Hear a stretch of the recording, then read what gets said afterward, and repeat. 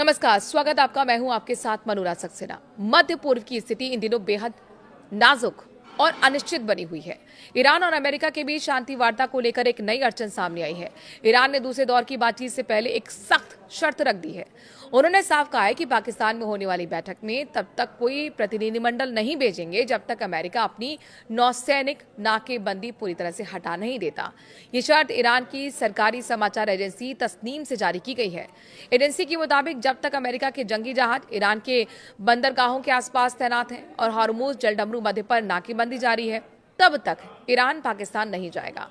Iran का कहना है कि पहले नाकेबंदी हटाओ और फिर बातचीत की मेज पर बैठेंगे। इससे पहले 11 और 12 अप्रैल 2026 को इस्लामाबाद में पहली दौर की बातचीत हुई थी।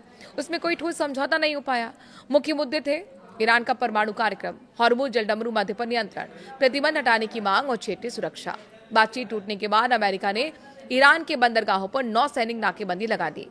राष्ट्रपति डोनाल्ड ट्रंप ने कहा कि जब तक ईरान के साथ 100% पक्का समझौता नहीं हो जाता, तब तक ये नाकेबंदी जारी रहेगी। ट्रंप का दावा है कि इस नाकेबंदी की वजह से ईरान को रोजाना 4000 करोड़ का नुकसान हो रहा है। ईरान ने इसे नाकेबंदी को लेकर सीज फायर का उल्लंघन बताया है। उन्होंने जवाब दिया कि जब तक अमेरिका समंदर से अपनी जंगी जहाज नहीं हटाता है, तब तक हम बातचीत की मेज पर नहीं बैठेंगे। ईरान का कहना है कि नाकेबंदी हटाइए और फिर हम बैठक करेंगे, और नहीं तो आगे की बैठक बेकार होने वाली है। पाकिस्तान ने इस बातचीत को सफल बनाने के लिए बहुत बड़ी तैयारी की थी। इस्लामाबाद को पूरी तरह से किले में बदल दिया गया था। सड़कें बंद कर दी गई थी, चेक पोस्ट लगाए गए थे, 5 सितारा होटल खाली करवा दिए गए थे, बस अड्डे भी बंद कर दिए गए थे। आम लोगों को घरों में रहने की सलाह दी गई। सुरक्षा के लिए हजारों जवान तैनात किए गए। पाकिस्तानी सरकार ने पूरी उम्मीद दिखाई थी कि ये बैठक देश की कूटनीतिक साख बढ़ाएगी, लेकिन अब दोनों तरफ से सकारात्मक संकेत नहीं मिल रहे हैं। ट्रंप ने कहा कि पाकिस्तान सुरक्षित नहीं है, इसीलिए उपराष्ट्रपति जेडी वेंस वहां नहीं जाएंगे। ईरान ने भी अपना डेलीगेशन भेजने से इनकार कर दिया है।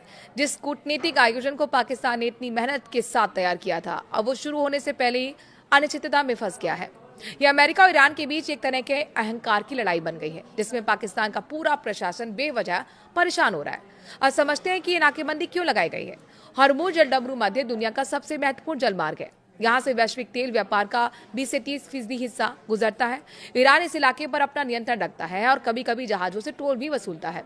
अमेरिका चाहता है कि रास्ता पूरी तरह खुला रहे, बिना किसी टोल के और बिना किसी रोक टोक के।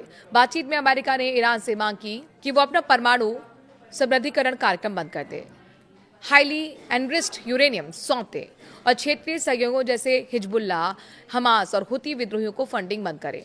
ईरान का कहना है कि उसका परमाणु कार्यक्रम शांतिपूर्ण उद्देश्य के लिए है और वो हथियार नहीं बना रहा।